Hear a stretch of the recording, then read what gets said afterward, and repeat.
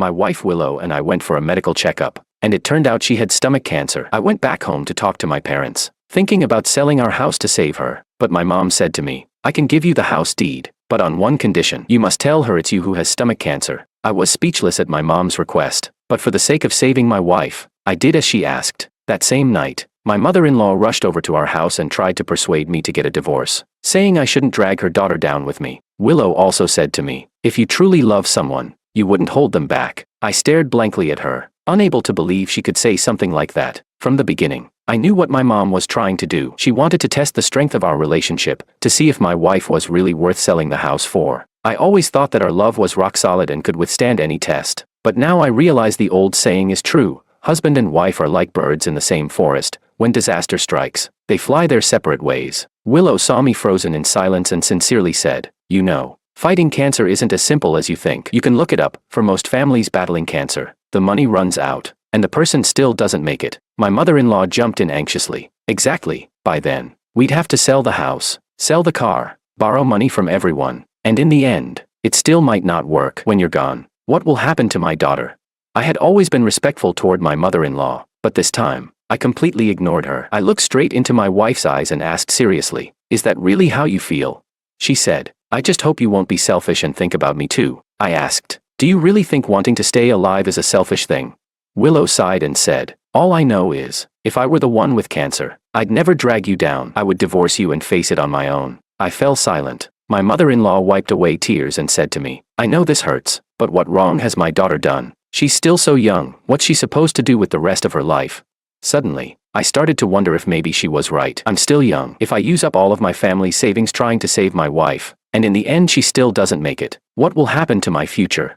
At that moment, Willow suddenly handed me the divorce papers. I felt a chill in my heart. I had just told her about the diagnosis, and she already had divorce documents ready. I picked up the agreement and couldn't help but freeze. It was a total trap of a contract. After the divorce, not only would she get half of our cash, the house would go entirely to her. The only thing left to me would be a car. I suspected that if she could drive, even the car wouldn't be mine. Willow said, "If you agree, just sign it and we'll go file the divorce at the Civil Affairs Bureau." I asked, "Do you really think this contract is fair? My family bought that house. Why should it go to you after the divorce?"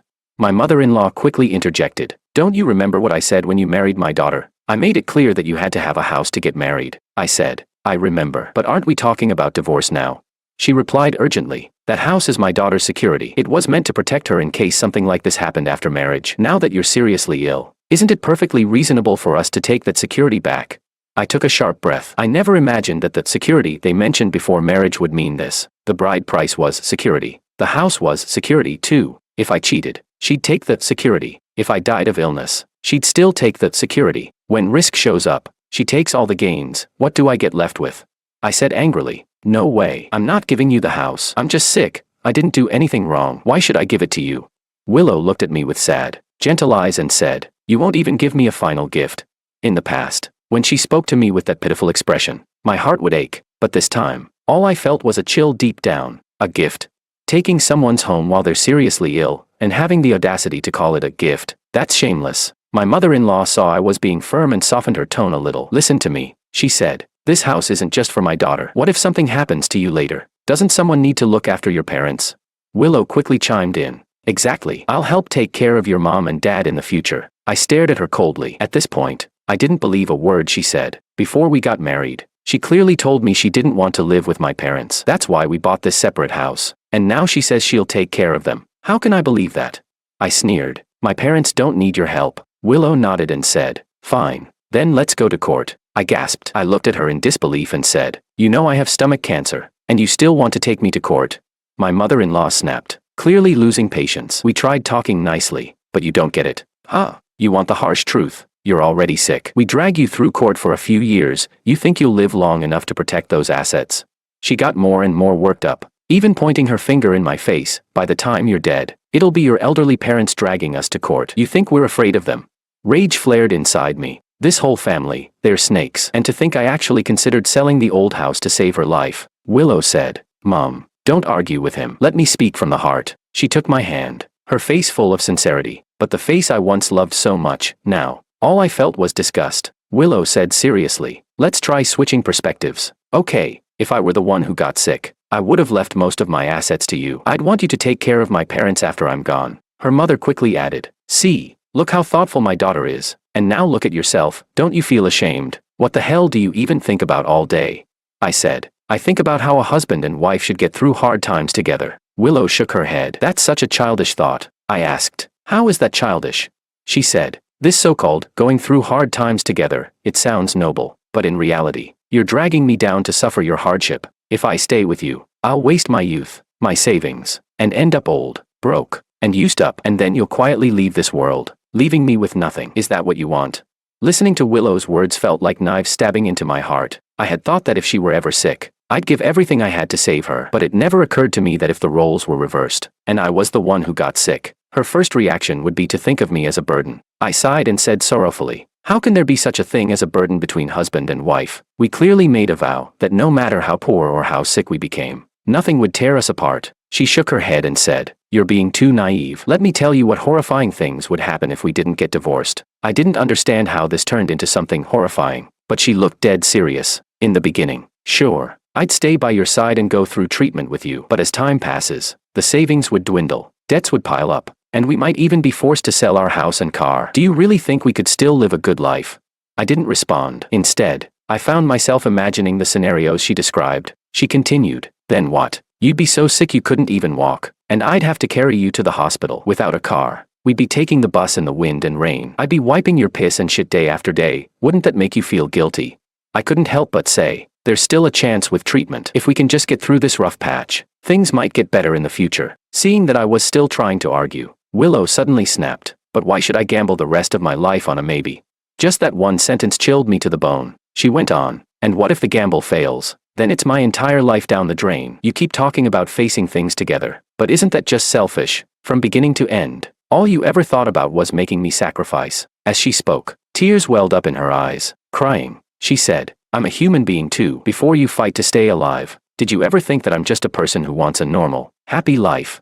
My mother-in-law quickly handed her tissues and wiped away her tears. She patted Willow's shoulder and comforted her. "This man has no sense of gratitude. All he thinks about is himself. He never once considered how you feel." Willow's sobs grew heavier and heavier until she broke into a full-on wail. "Why the hell should I spend decades of my life gambling on your maybe? If you really loved me, would you be dragging me down like this?" I stared at her tear-streaked face, her words echoing in my head. She was right. Why should I gamble away her next few decades for the slim hope of my survival? In that moment, I realized how terrifyingly foolish I had been. It was also in that moment that I finally understood my mother's good intentions. She once said, "Right now, you've fallen into the abyss. If I could, I'd pull you out, but I'm too weak. If you keep clinging to me, you'll drag us both down into the pit." I gave a bitter smile and said, "You're right. If we ever loved each other, we should think about what's best for the other. There's no need to drag each other into the abyss." Sensing that I was finally relenting, Willow and my mother-in-law exchanged a glance and quickly said, full of emotion, "Yes, I'm glad you understand now. The reason I'm asking for a divorce today isn't because I'm heartless. It's because we loved each other. That's exactly why we can't go down this road together." Just then, my phone suddenly rang. It was a text from my mother. She wrote, "I've already asked around. Our old house can still be sold for about 600,000 yuan. That should be enough to cover a few years of treatment." My mother-in-law caught a glimpse of the screen. Her expression instantly changed. "So you've already contacted your mom to sell the old house, haven't you?" Willow gasped. "You talked to your family about selling their house and didn't even discuss it with me. You're unbelievably selfish. If I hadn't brought up divorce today, would you have secretly gone ahead and sold it?" My mother-in-law jumped in angrily. "He never saw you as part of his family. He's just trying to sell the old house so he can bring his parents over here. Then you won't just be taking care of him, you'll have to serve 2 elderly people as well." Willow bit her lip and said, "I really didn't think you were this kind of person. What gives you the right to make your parents live with me without asking for my consent?" I replied, "Hold on, you're contradicting yourself. Earlier, you said that if I left the house to you, you'd help take care of my parents. But now you're saying you won't live with them. So which is it?" She snapped back, "That's in the future, after I've made it in my career. If they move in now, won't that completely derail everything I've worked for?" Her mother quickly added, "You are not allowed to sell that old house. Absolutely not. If you sell it now, how is my daughter supposed to buy a new home later? Your parents will just use the excuse that they have nowhere to go and latch onto her for life." I gave a bitter laugh and said, "I never thought I'd see the day where my parents have to get permission from you to sell their own property." My mother-in-law righteously declared, "You're not only dragging down your wife, You're dragging down your parents too. You're irresponsible. Let me make this clear. You are not allowed to sell that house. If you even try to put it on the market, I'll show up every single day to make a scene. No one will dare buy it. That's when I truly understood. If I was the one who got sick, they wouldn't just want half my savings in the house, they wouldn't even allow my parents to sell their own house, just in case they ended up with nowhere to live and moved in with Willow. Willow looked at me in disappointment and said, "Why have you become like this?" I said I would take care of your parents, but not right now. This is the critical period in my career. If you drag me down now, how can I possibly help your family in the future? I gave a bitter smile. So what you're saying is, even if I used up all of my own savings because of my illness, I still wouldn't be allowed to let my parents sell their house to save me?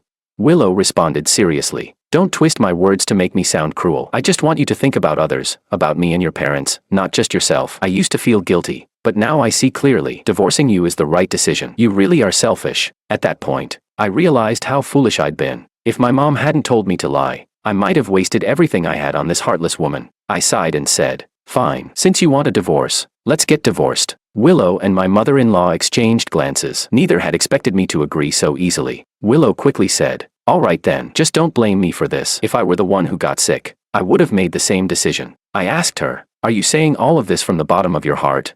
She replied, "Of course. Every word is sincere. If I'm lying, may I be struck by lightning." I gave a bitter laugh. "All right, I'll sign." My mother-in-law immediately got excited. She patted me on the shoulder and said, "I knew I wasn't wrong about you. You're a man of responsibility and integrity." Willow quickly brought over a pen. Handing it to me, she put on a gentle face again and said, "This is for the best. We once loved each other so passionately. Let's not end things on a sour note." I sneered, then erased her name from the party of section of the contract and signed my own name instead. Her smile froze. She asked, "What's the meaning of this?"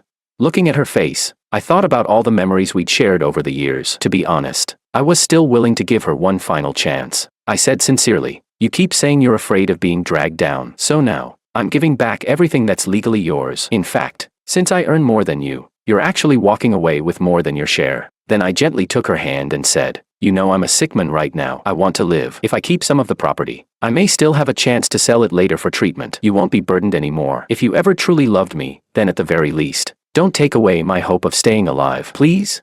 This was the last chance I would give her. If she agreed, then maybe everything she said earlier was sincere, and I was just misjudging her like a cynic. If she were truly a decent person, then of course I would give everything to try and save her too. Unfortunately, Willow didn't treasure that chance. She flung my hand aside and shouted, "You promised me before we got married that I'd have a house as security, and now you're basically a dead man. Why should I give up my guarantee of security?"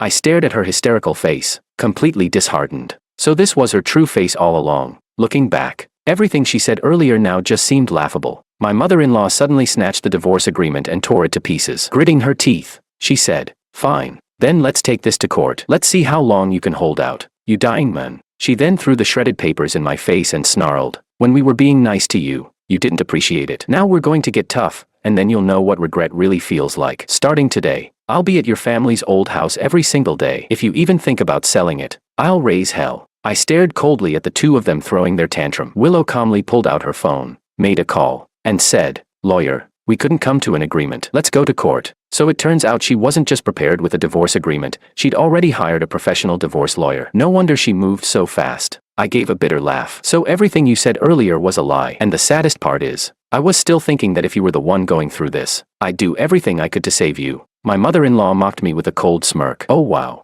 Guess we should have hoped it happened to my daughter instead. Huh. Too bad she's going to live a long, happy life. You're the one dying of cancer." I shook my head. "It's come to this. Let's just file the divorce." My mother-in-law snapped. "The property hasn't even been divided yet. How can you just file for divorce?"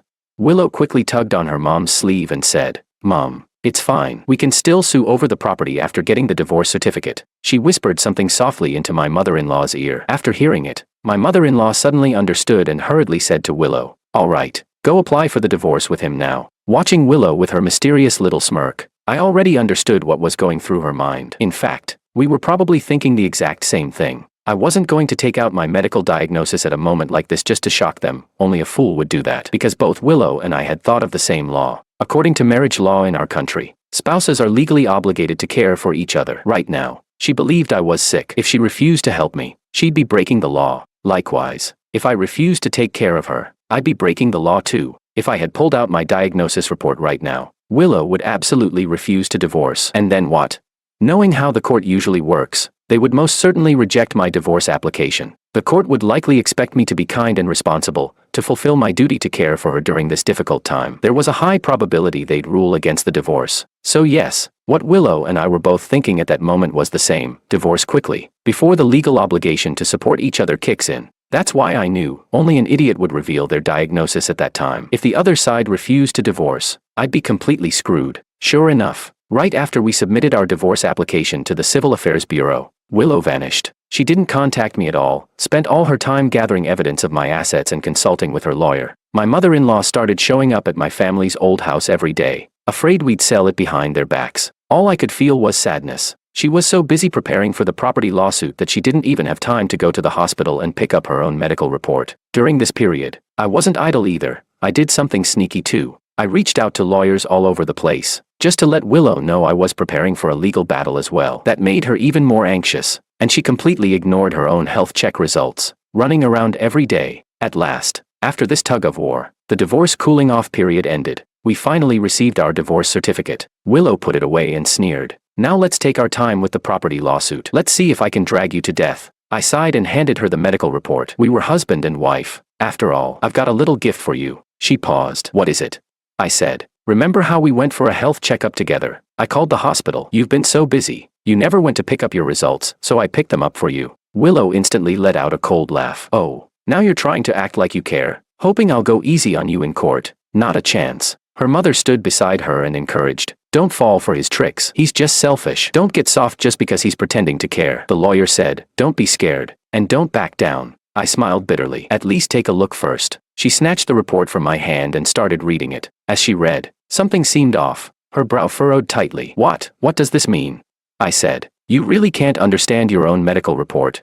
She snapped impatiently. We're already divorced. Don't talk to me in that condescending, male chauvinist tone. It makes me want to puke. If you've got something to say, say it. If you've got crap to spew, then spit it out. My mother-in-law chimed in. Exactly. You're already half dead. Don't sit there mocking us for not having an education. If you've got something to say, make it quick. No one wants to hear your babbling. I let out a long sigh and said, 1 month ago, your report showed signs of stomach cancer. I rushed home to persuade my parents to sell their house to save you. But my mom told me to pretend I was the one who was sick, just to test you. The two of them stood frozen, stunned. Willow looked at the report again in disbelief, her voice trembling. This can't be true. You must be lying. You're doing this just to disgust me. I shrugged. If you don't believe me, go get a second opinion at another hospital. I don't think it's necessary, though. You don't have much money left. You should be spending it where it matters most. Willow stood there dumbfounded, holding the report, completely at a loss. My mother-in-law snatched the report from her hands, scanning it frantically. Her whole body began to tremble, and she cried out,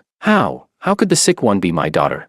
I said coldly, giving you that report, that's my last gesture of goodwill. You never went to the hospital to pick it up yourself. You wasted an entire month. Honestly, that was really stupid. If you hadn't been so obsessed with money and lawsuits, if you'd cared even a little about your health, none of this would have been wasted. After I finished speaking, I turned to leave, but at that moment, my mother-in-law suddenly broke down in loud, uncontrollable sobs. Willow grabbed my arm, her hands trembling. Wait, you can't leave. I don't want the divorce anymore. She threw the divorce certificate back onto the counter and anxiously said to the clerk, We changed our minds. We don't want the divorce. Please help us cancel it. The clerk looked helpless. You've already received the certificate. It's too late now. Where were you during the 1-month cooling-off period?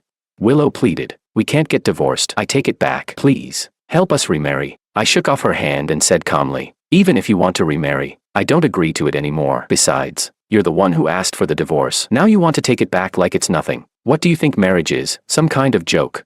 Tears instantly streamed down her face as she clung to my hand and cried, How could you do this to me? You knew I was sick, yet you still divorced me.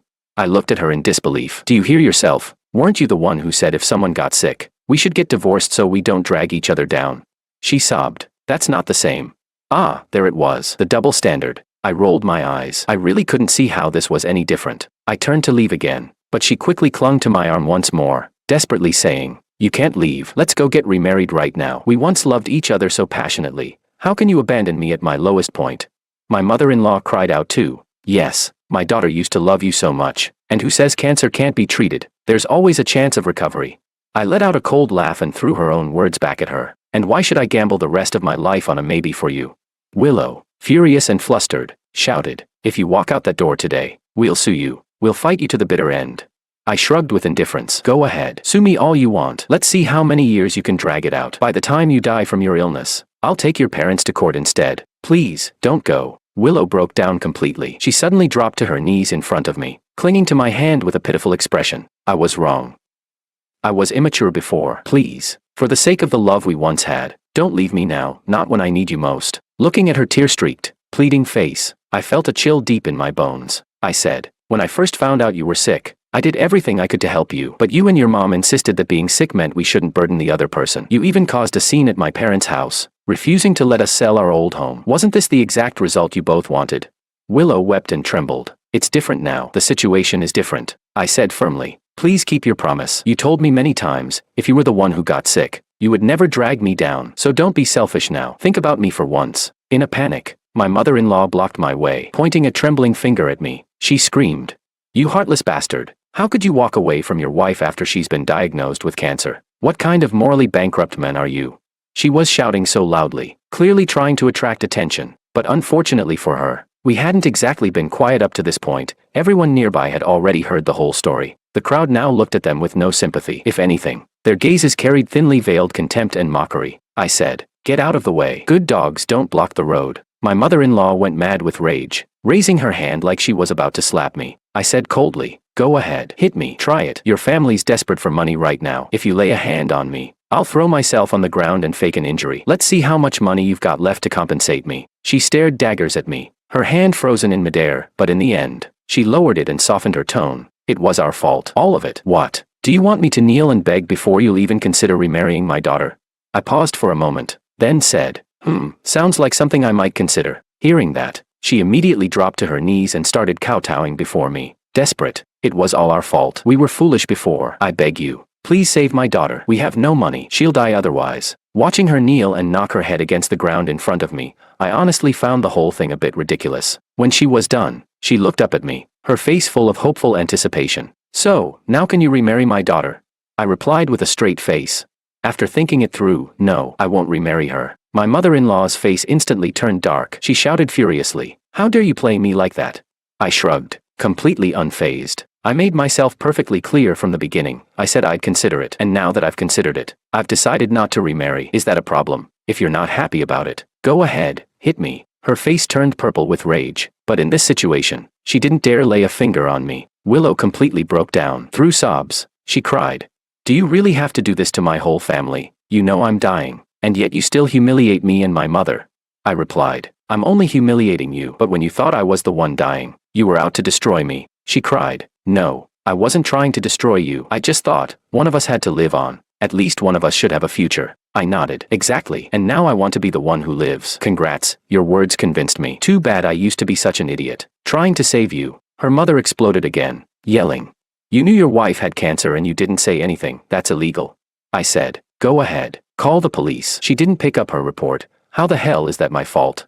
And with that, I turned and walked away, leaving Willow and her mother standing there like fools. But things didn't end so easily. I had underestimated just how shameless those two could be. After realizing I wasn't going to remarry, they went full scorched earth. First, they cried in front of my building and told sob stories to the neighbors. Then they brought the drama to my workplace, waving banners and accusing me of abandoning a wife with cancer, doing everything they could to ruin my reputation. My workplace called me in for a conversation, but once they heard the full story, everyone was on my side. The boss personally met with me and said, "Let's get you reassigned to another branch in a different city. Also, consider selling the house. Don't let people like this drag you down." He was right. Those two had gone completely unhinged. If they ever found out her illness was terminal, they might just show up with a knife to take me down with her, and I'd be the one who lost everything. Thankfully, my company was decent enough to transfer me to another city. Publicly, they told everyone I had been fired. Privately, I packed up and left with my parents, didn't tell anyone where we moved. The apartment and old family home were both put up for sale.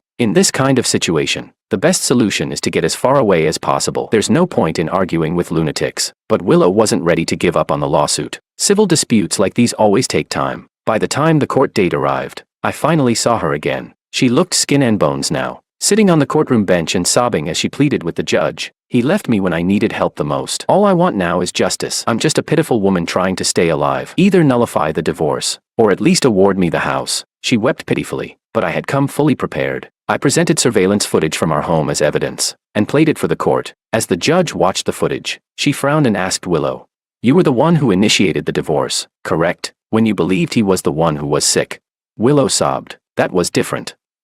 He's a man, and he earns more than I do." At the time, I thought, I'm just an ordinary woman. I wouldn't be able to take care of him or afford his medical expenses. Divorce seemed like the best choice. The judge asked, "Then why do you now believe that just because you're sick, he has no right to divorce you?" Willow said, "I already explained, because he earns more. He should take care of me. I'm practically dying now. Even if I made mistakes, surely I don't deserve to die for them. I'm just a normal girl." When something terrible happened, of course I panicked and made the wrong decision. I just hope the court can give me a chance to make things right. The judge replied flatly, "I'm a woman too, and I don't agree with your reasoning." Finally, the court gave its verdict. The court ruled that the house was bought before the marriage and therefore belonged solely to me. Willow had no right to any of it. As for the marital assets acquired during the marriage, they were to be split 50-50ths, as shared property. However, out of humanitarian concern, the court ordered me to pay 50,000 yuan. That was the final judgment. Losing 50,000 was far better than losing the house, but Willow wasn't satisfied. Crying, she protested, "I don't accept this. I'm going to appeal. What can 50,000 yuan even do for me?" I replied calmly, "Funny, I don't accept it either. I'm going to appeal too." My mother-in-law shouted angrily, "You already got to keep the house. What right do you have to appeal?" I shrugged and said, "This is the tactic you two taught me. I can keep appealing and dragging this out until your daughter dies. When that happens, the humanitarian compensation won't be 50,000 anymore. All you'll get is a couple thousand for burial costs." My mother-in-law gasped in horror, then completely lost it, screaming, "How can you be so vicious?" Vicious? Honestly, I didn't think so. Back when I thought my wife was sick, I was ready to give up everything to save her. But when I realized she wasn't my lover, she was my enemy. Why would I go soft on my enemy? The judge asked if I intended to formally file an appeal. I simply smiled and shook my head. I knew there was a time limit to file it, and I planned to wait until the very last moment to submit it. I had only one strategy now: stall. Exactly the way that mother and daughter had planned to deal with me in the beginning. In the end, Willow didn't make it to the next hearing. Her family had no money left, and the lawsuit drained her physically and emotionally. Her condition quickly deteriorated. The day she died, I heard the news. I couldn't help but sigh. We once loved each other so fiercely, but I never imagined that even a love so intense could blind me so completely. I just want to offer a piece of advice to everyone out there. Be a little kinder to yourself. Don't foolishly pour all your love and sacrifices into someone, just to move yourself to tears, because the person on the receiving end may never have been worth your trust. Some men, no matter how good their wives are to them, will still end up choosing a younger woman. Some women, no matter how much their husbands love them, will still end up cheating and putting a green hat on their men. I'm not trying to spread fear about marriage. I just want to remind you, when you're giving your all, blindly and selflessly, please, leave yourself a way out.